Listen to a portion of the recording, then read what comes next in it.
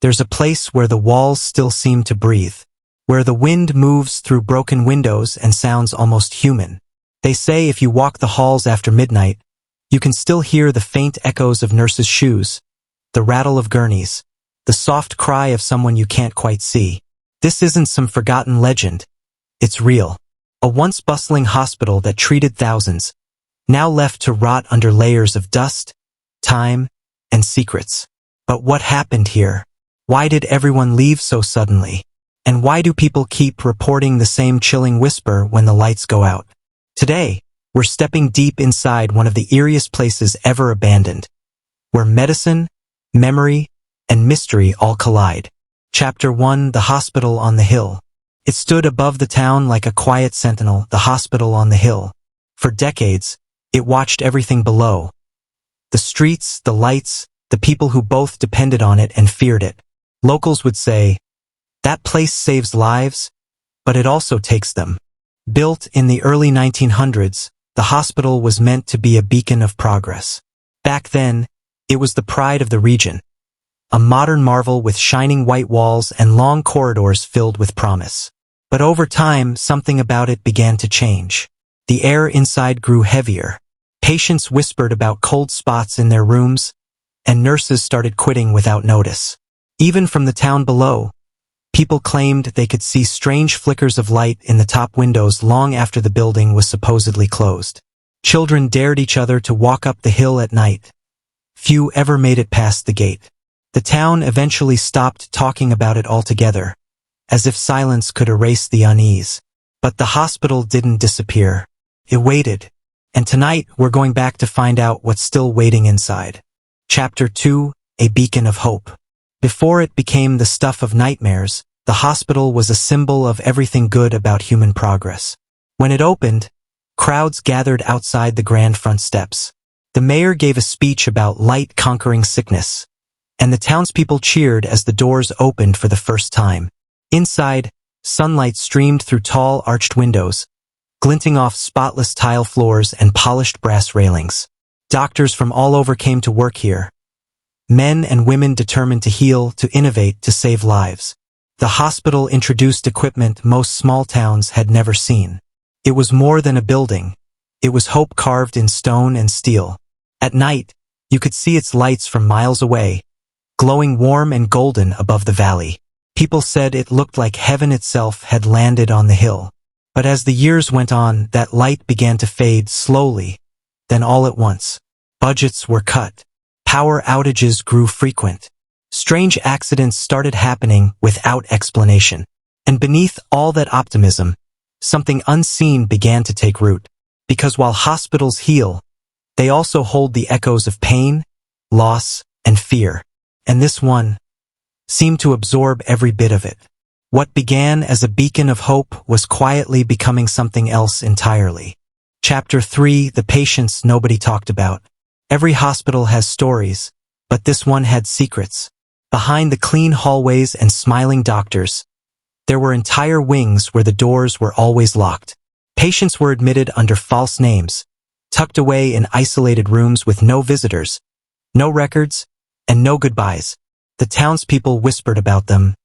The forgotten ones, they called them, people who came in sick but never came out. No funerals, no transfers, just gone. Some claimed these were patients with unusual conditions, the kind medicine back then didn't understand: mental illness, contagious diseases, or maybe things even stranger. But others believed the hospital was hiding experiments, unethical treatments, secret tests that went too far. One retired nurse later admitted, "We were told not to ask questions. Just follow orders."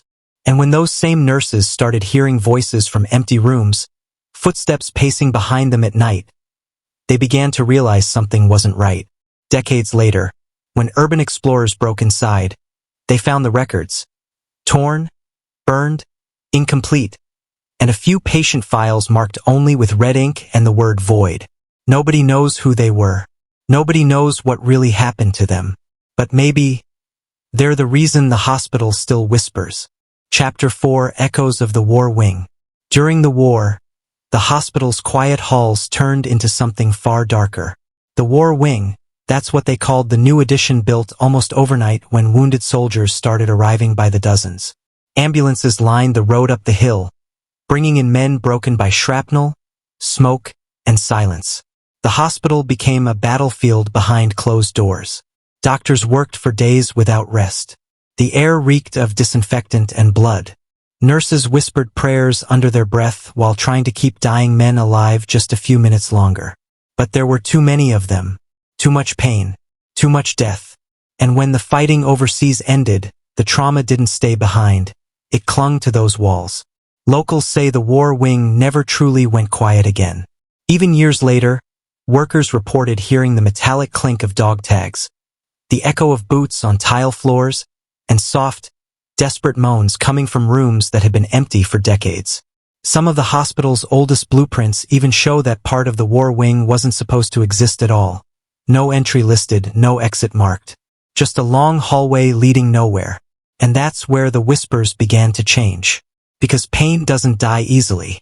Sometimes it just waits. Chapter 5: The Mysterious Closure. For nearly 60 years, the hospital served the town, healing, teaching, and saving lives. Then one morning it was just done. No warning. No explanation. Staff arrived to lock doors and handwritten signs that simply read, "Closed until further notice." But further notice never came. The official story was vague, something about funding cuts, structural safety, maybe asbestos. But locals didn't buy it. Not when patients had been transferred in the middle of the night. Not when nurses reported that entire wings were emptied without notice, and no one could find out where those patients went. One janitor claimed that, in the final weeks, strange things started happening. Lights flickering, loudspeaker systems crackling to life on their own, and medical charts disappearing overnight. He swore he saw people walking the halls who shouldn't have been there. And then, one evening, the power went out across the entire complex. When the lights came back on, the hospital was silent. Completely empty. It's as if the building itself had decided it was done being a hospital. Some say the final straw wasn't financial, it was spiritual. Something inside had finally reached its breaking point. And whatever happened that night was never written in any report. Chapter 6: Left Behind. When the doors were finally pried open years later, time itself seemed frozen inside. Clipboards still hung on walls. Half-filled coffee mugs sat cold on desks. A wheelchair stood perfectly still in the middle of a hallway, as if its patient had vanished mid-push. Files lay scattered across the floor. Patient charts, x-rays, test results. Many stamped confidential. Some rooms looked untouched, others torn apart, like someone had been searching for something in a hurry. In one operating room, explorers found surgical tools still laid out neatly on a tray, scalpels, clamps, gloves, and one mask, stained dark brown. The calendar on the wall read the same date as the hospital's final day of operation. But the strangest discovery wasn't what they could see. It was what they could hear. Faint, almost imperceptible sounds drifted through the halls. A single cough, a soft footstep, the rustle of paper. At first, visitors thought it was wind. Then they realized the windows had been sealed shut for decades. One explorer later said, "It felt like the building was waiting for us. Like it had something to show or to warn." And the deeper they went, the clearer the whispers became. Chapter 7: The Power Fails. It started as a flicker, just a harmless blink of the lights. Nurses laughed it off. The generator had been acting up for weeks. But then the hallway lights dimmed again, and again until every corridor fell into darkness. For a few seconds, the hospital was silent. Then came the panic. Doctors yelled for flashlights. Alarms wailed from patient rooms. Elevators froze between floors. Somewhere in the distance, a crash echoed, metal on tile, followed by a scream. Backup power was supposed to restore in under a minute. Didn't. Hours passed. The building felt alive, humming softly even without electricity. When engineers finally checked the basement generators, they found something that made no sense. The system was intact, wires undamaged, fuel untouched, yet it wouldn't start. And just as they gave up, the lights flickered back on by themselves. Every bulb, every hallway, every room. But something was wrong. In several sections of the hospital, the lights were already on before the power officially returned. And in those areas, security footage showed movement. Shadowy figures. Shapes walking the halls. No names, no faces. Just dark silhouettes where no living person should have been. That was the night many believe the hospital crossed the line. From the living to something else. Chapter 8 Whispers in the Children's Ward. Of all the hospital's wings, none carries more weight than the children's ward. Even now, decades later, it's said you can still smell faint traces of baby powder and disinfectant. Like time refused to wash them away. Rows of tiny beds sit under peeling paint. Their metal frames rusted. Some still draped in faded blankets patterned with stars and moons. A small rocking horse lies on its side in the corner. One eye missing, as if mid-motion when everything stopped. But it's not the sight that chills visitors. It's the sound. Paranormal teams have reported soft humming, like a lullaby sung from another room. On some nights, faint giggles echo down the empty corridor, followed by the unmistakable sound of a toy rolling across the floor. When investigators set up motion sensors and recorders, they caught something they couldn't explain. A child's voice saying, "Don't go." The recording was faint but unmistakable. One investigator swore he felt a small hand brush against his coat, even though no one else was there. The children's ward has since been sealed off, but that doesn't stop the voices. They seep through the walls at night, soft, sad, and endless. And the scariest part? Every time someone leaves that wing, the rocking horse starts moving again, on its own. Chapter 9 Doctors Who Never Left. If you believe in ghosts, you might think spirits linger because of tragedy or unfinished business. But inside this hospital, some say the ones in white coats never truly clocked out. Visitors and urban explorers often speak of footsteps echoing down the hallways. The distinct rhythm of dress shoes on linoleum, precise and professional. Some even claim they've seen shadowy figures glide past doorways. Their silhouettes sharp, unmistakably human. Except when they vanish mid-step. One of the most unsettling legends tells of Dr. Halloran, the hospital's chief surgeon. He was said to be brilliant but obsessed with experimental procedures, things that were barely legal even in his time. After the hospital's closure, staff found an operating room filled with unmarked vials and handwritten notes. On one note, scrawled in messy ink, were just 2 words: "Still working." Today, explorers report hearing metallic clinks like scalpels being set down, or drawers opening and closing. One visitor fainted after seeing what she described as a man in a surgical mask, standing in the doorway, staring silently until he simply faded. Some think it's just stories, but others, they believe those doctors never left their posts, still trying to fix patients no one can save. And if you ever feel the temperature drop suddenly in the old operating wing, that's when you know one of them just walked by. Chapter 10 The Night Security Guard's Story. When the hospital shut its doors, one man remained behind to keep watch. A night security guard named Tom Alvarez. Tough, practical, not one to believe in ghost stories.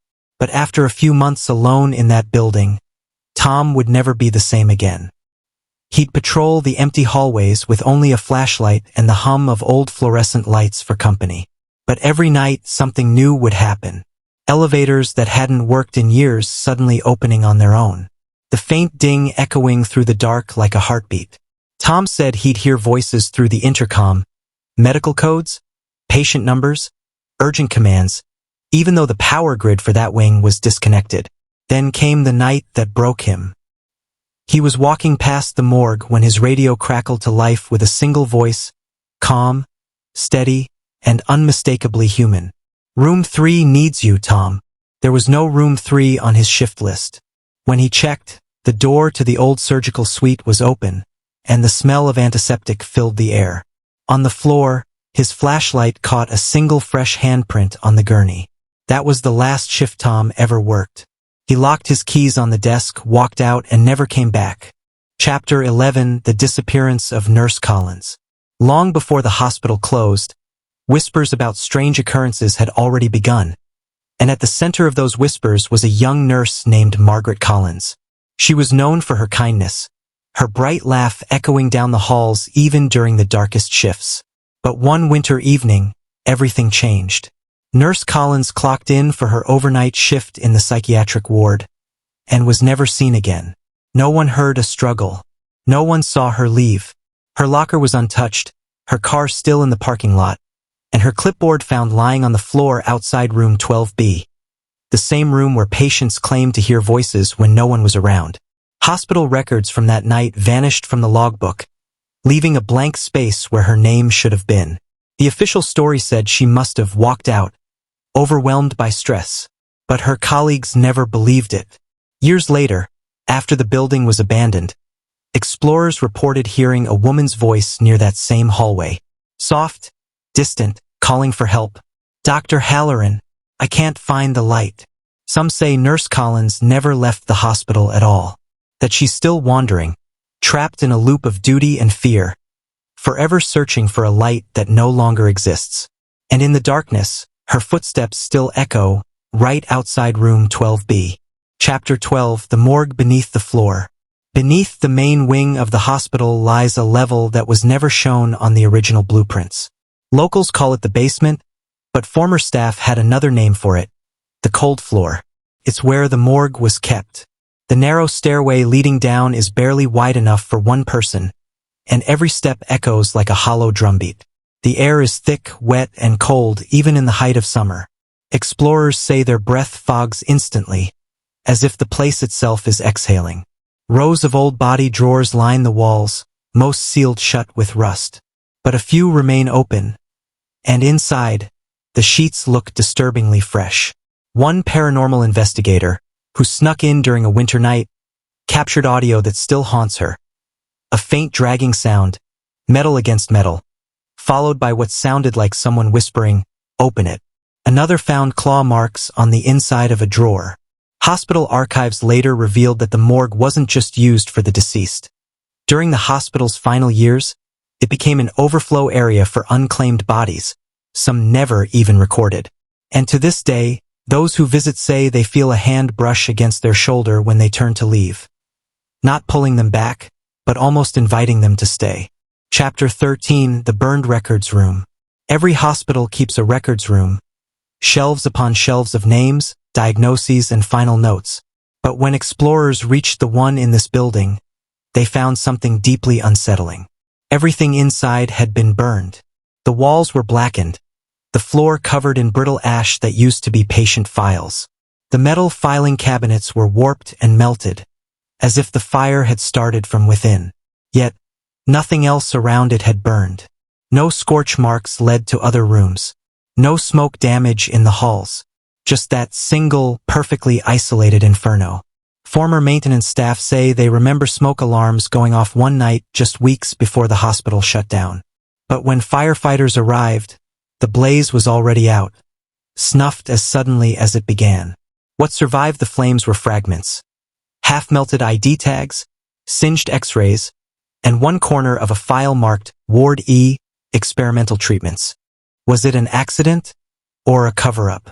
Those who've explored the room claim that if you stand in the dark long enough, the smell of smoke returns. Some even report faint coughing, human, desperate, echoing through the ventilation shafts. And one thing's certain. Whoever burned those files wanted those names, those truths, and those stories buried forever.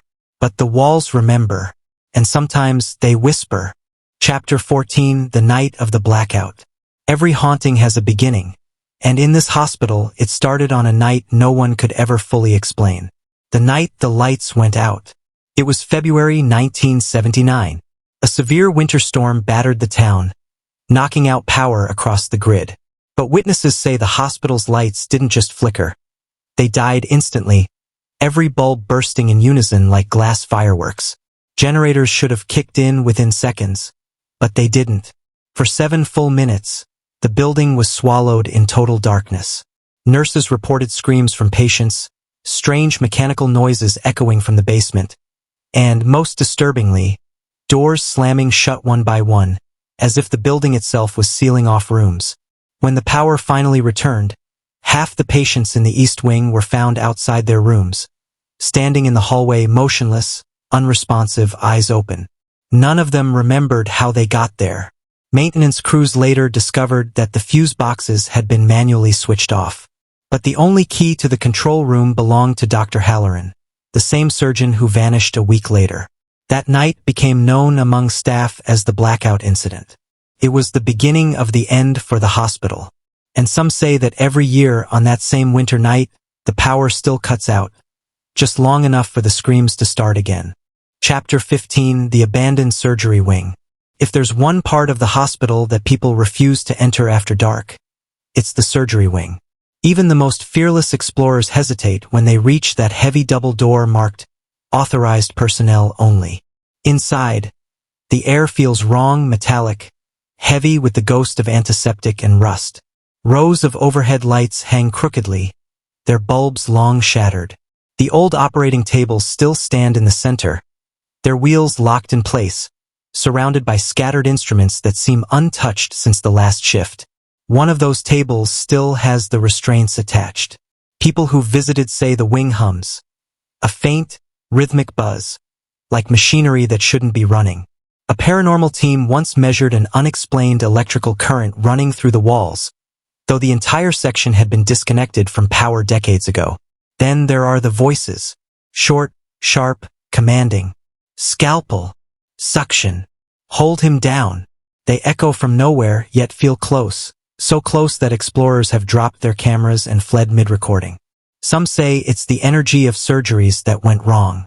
Others think the doctors who once worked here are still performing their endless operations, caught in time, repeating their final moments over and over. And if you listen carefully under that humming sound, you can still hear it, the faint beeping of a heart monitor. Chapter 16: The Elevator That Moves on Its Own. It should have stopped working decades ago.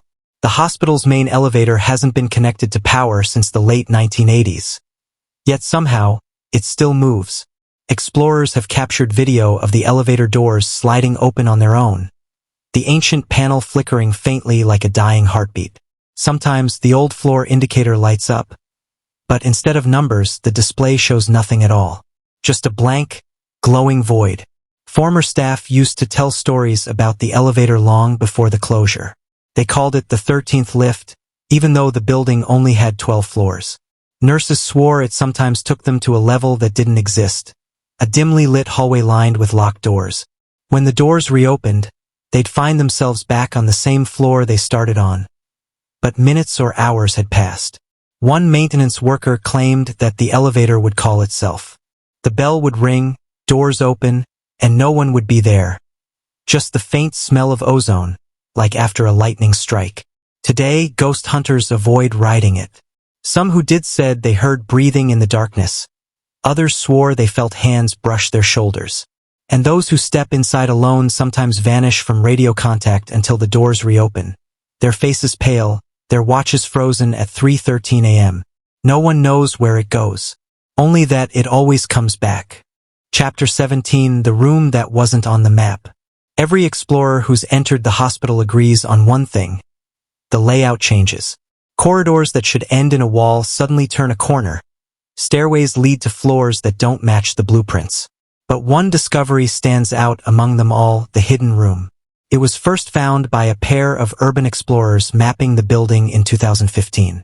They noticed a space between two walls on their 3D scan that didn't appear on any floor plan, no door, no markings, no way in. Until they noticed a crack in the plaster behind an old cabinet. When they broke through, they found a small, perfectly square room. No windows, no vents. Just a single chair in the center, and a recorder on the floor. The tape inside was labeled Interview 47, Subject 0. When played, the tape contained faint, distorted voices. One calm, one panicked. The calm one kept asking the same question. Do you still hear them? The other voice only cried. No one knows who recorded it or why the room was sealed off. Some say it was part of a secret psychological experiment. Others think it was something far darker, a containment chamber for something the doctors couldn't explain. But the strangest part? When investigators returned weeks later, the room was gone. The wall was solid again. Chapter 18: The Nurse's Station Phone That Still Rings. Down the long corridor of the second floor sits a small desk coated in dust, the nurse's station. Faded paperwork still clutters the counter. Old pens scattered like the last moments of a busy shift frozen in time. And in the middle of it all sits a single black rotary phone. There's no power to the building. The phone line was cut years ago. But people say that if you wait long enough, especially around 2 or 3 a.m., the phone rings. Loud, sharp, and real. Explorers who've heard it describe the sound as distant at first, then painfully clear. A classic old-fashioned ring echoing through the empty halls. Those who pick it up say they hear nothing at all for a few seconds. And then, breathing. Slow, shallow, almost rhythmic, like someone just on the other end. One investigator recorded the sound during a live stream, the ring, the pickup, then a faint whisper caught on the mic. "We're still here." The stream cut off seconds later. No one has been able to trace the signal. The phone is not connected to anything. It's just an empty shell. And yet, every few nights it rings again. Some believe it's the nurses, still answering calls that never stopped. Others think it's the hospital itself, trying to reach anyone who will finally listen. Chapter 19, The Mirror in Room 9C. Room 9C was just another patient recovery room, until someone noticed that the mirror above the old sink never collected dust. Everything else in the room is coated in a thick gray film. The walls, the bed, even the window glass.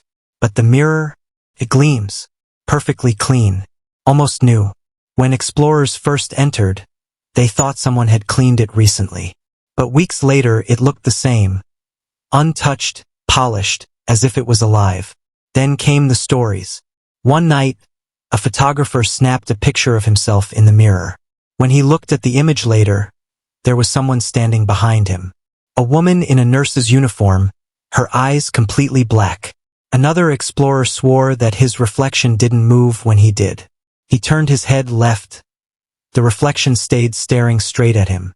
Locals say the mirror was installed after a patient broke the original one during a psychotic episode. The man claimed he saw something trying to crawl out of the glass. Days later, he vanished from the ward. Now, if you stand in front of it long enough, you might notice it too. That subtle shimmer, like a ripple on still water. And sometimes, if you're unlucky, your reflection smiles before you do. Chapter 20. The Priest Who Tried to Bless the Building. When reports of strange activity spread through town, the church decided to intervene. Father Dominic Rains, a quiet, steadfast priest in his 60s, volunteered to bless the hospital, to bring peace to restless souls. He arrived one morning just after sunrise, armed with a Bible, a small wooden crucifix, and holy water. Witnesses say he started his prayers in the lobby, his voice steady at first, echoing softly through the cold halls. But as he moved deeper into the building, into the old surgical wing, everything changed. The air grew heavy. His voice began to shake. According to his journal, which was later found in his church office, he wrote, "There is something here that doesn't want to leave. It listens. It mocks prayer." He described whispers surrounding him, voices repeating his words backwards. His candle extinguished on its own, and the temperature dropped so suddenly that frost formed on his sleeves. By the time Father Rains reached the children's ward, he stopped the blessing altogether. He left holy water on the floor, turned, and fled without finishing the rite. He never returned. Weeks later, he resigned from his parish, saying only one thing before leaving town for good. "That place isn't haunted. It's hungry." And since that day, no one's tried to bless the hospital again. Chapter 21, The Last Patient's File. When archivists sorted through what remained of the hospital's records, they discovered something strange. A single, untouched manila folder sitting on an otherwise empty shelf. It was labeled only with a number. #0001 Omega. Inside were fragments of medical notes, a patient bracelet, and a discharge form that had never been signed. The name on it, Evelyn Hart. No birthday. No address. Just one note scribbled at the top in red ink. Keep under observation. Do not release. The doctor's logs described Evelyn as a woman in her 30s admitted for severe auditory hallucinations. But as the notes went on, the handwriting grew frantic, almost fearful. One entry read, "Patient reports hearing voices in the walls. Says they call her name when lights go out." The last entry, dated just days before the hospital's closure, was written by Dr. Halloran himself. Subject has disappeared. Security sweep ordered. Door to room 3 sealed. That room 3, no longer exists on any blueprint. Some believe Evelyn Hart was never a patient at all, but part of a failed experiment. Others think she became something else, the echoing presence that still calls from the dark. Because sometimes when you walk the empty corridors at night, you'll hear it. A woman's voice, soft and tired, whispering her own name. Chapter 22, The Video Left Behind. In 2018, a local filmmaker named Aaron Mills entered the hospital to document its decay. He brought professional lighting, cameras, and a small team. The footage he captured was supposed to become part of an urban exploration documentary. But the video was never released. Months later, a USB drive was found in an abandoned gas station, labeled in shaky handwriting, "Don't watch alone." The footage starts normally. The team walking through the halls, laughing, narrating the history. But at exactly 3:17 a.m., the camera begins to shake. One of the crew swears they hear a child giggling down the hallway.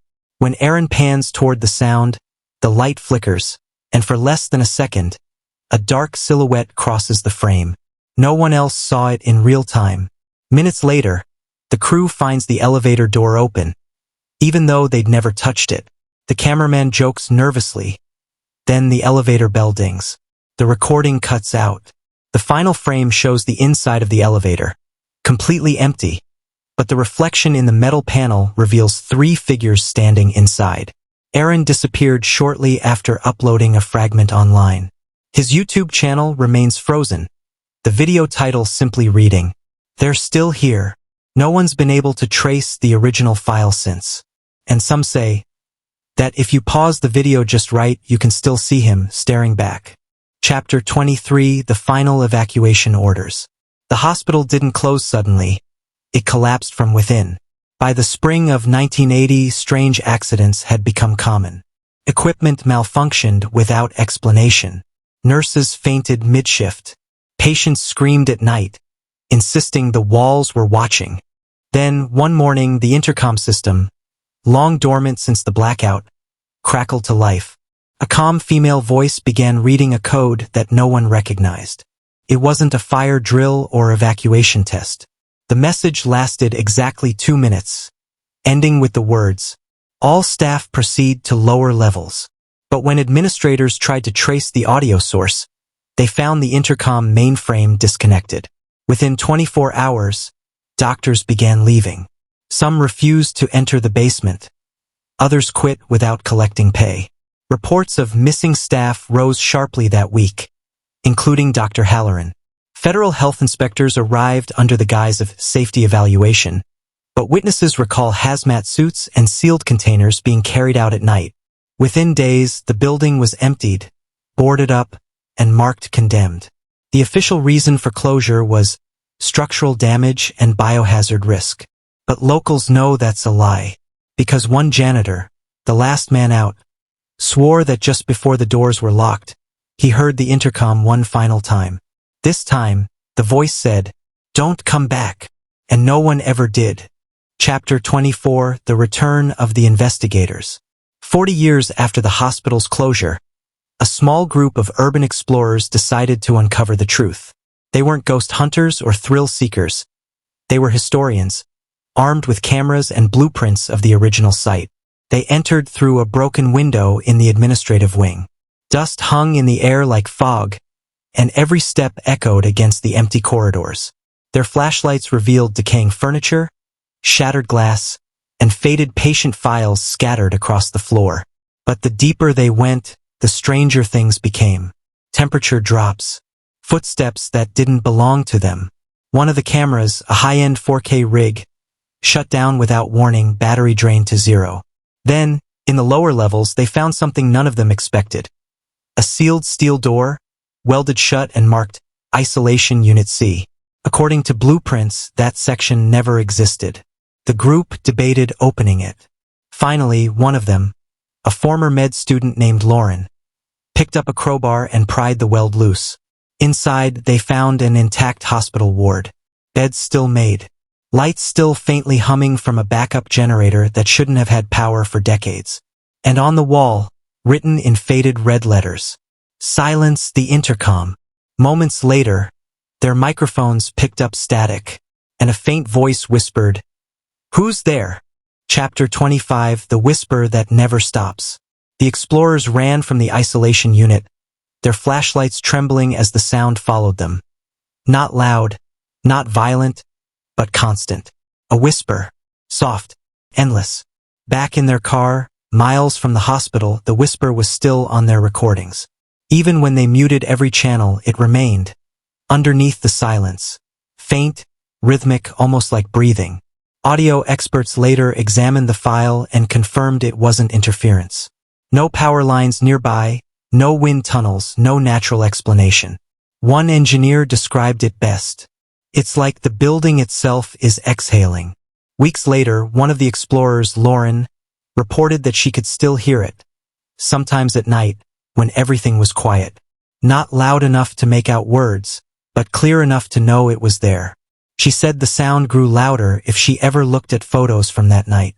Eventually, she deleted everything. Footage, files, even backups.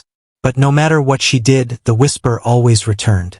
And to this day, locals say if you drive by the hospital after midnight, you can still hear it through your car radio.